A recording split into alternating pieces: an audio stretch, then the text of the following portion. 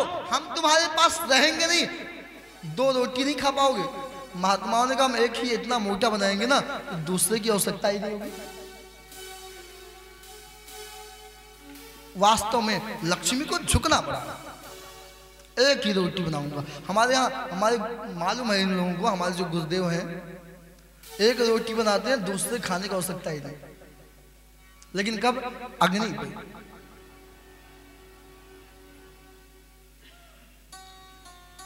खुद को मजबूत रखना है तो पतला चीज खाना बंद कर दो, मोटा आदमी आजकल बिल्कुल पतला। ऐसे रोटी में कभी कभी देखता हूँ हाथों में ले लो ना तो लगता कुछ है ही नहीं,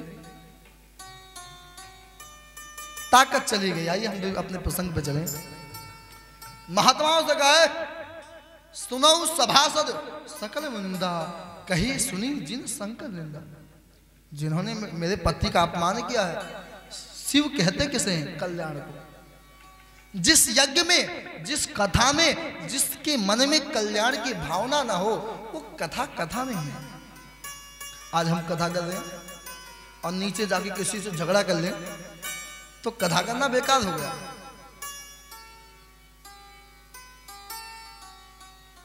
पहुंचे महात्मा लोग भयभीत हुए, मेरे पिता की बुद्धि खराब। अरे ब्राह्मणों, तुम तो समझा सकते थे कि बिना शिव का यज्ञ नहीं हो सकता है, यज्ञ में द्वेष क्यों?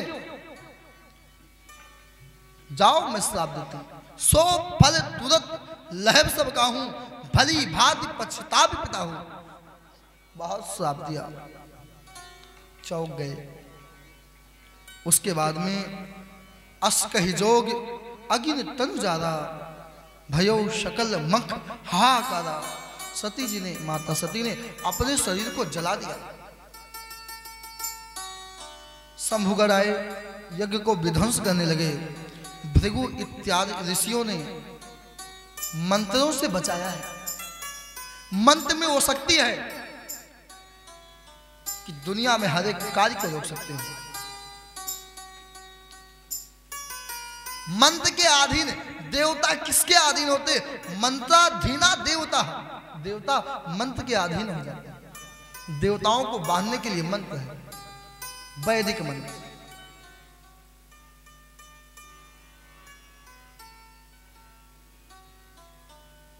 भूतों को भगाया। किसी ने नारद जी से कहा, नारद जी, हे देवर्षि नारद, ये समाचार देवादिदेव महादेव को सुना दो।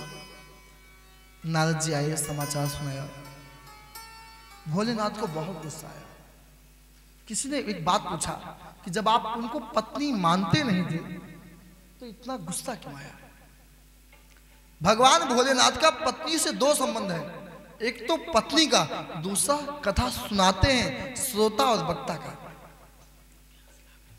भोलेनाथ कहते पत्नी का ही कोई चिंता नहीं, लेकिन एक भगवान का भक्त गया है, जटा के एक बाल को निकाला है, जमीन पे पटका है, एक भयंकर विराट पुरुष प्रकट हुआ।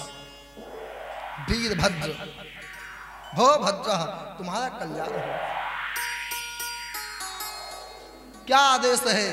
कहा है तुम्हारी मां का अपमान हुआ है, तुम जाइए, जाकर के दक्ष के यज्ञ को विध्वंस करो। भूत चला, वीरभद्र चले, रास्ते में भूत मिले। पूछा कहां? बोला बस माता जी गई और महात्माओं ने बहुत परेशान किया। देखते देखते एक बवंडर हवा का, तूफान का आकार बनाया। ऐसा लगता था कि आज कुछ बचेगा नहीं। महात्माओं ने देखा ये क्या है? ये क्या है? ये तूफान। एक ने कहा संध्या हो गया है, गाय आ रही होगी, गाय का झुंड, इसलिए धूल आया। एक ने कहा नहीं, लगता है आज कुछ गड़बड़ होने वाला है। देखते देखते देखते यज्ञ भूमि पे आए।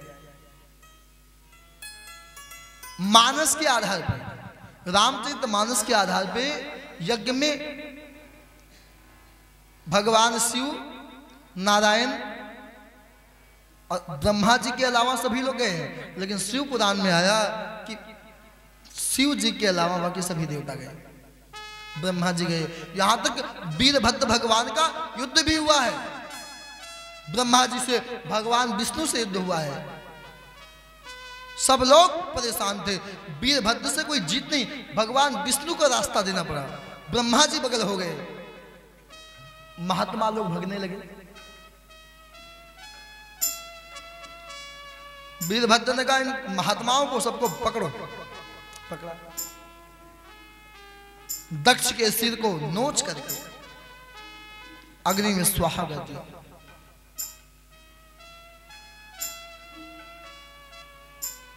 भूतों से पूछा, ये बताओ तुम लोगों को किसने भगाया? भृगु से कहा, भृगु को दिखाया, ये जो महात्मा दाढ़ी वाले हैं ना, लंबी लंबी, जब हम मार खा रहे थे तो ये दाढ़ी पे हाथ घुमा के सलाह देते थे, एक झटके में सारी दाढ़ी निकाल दी।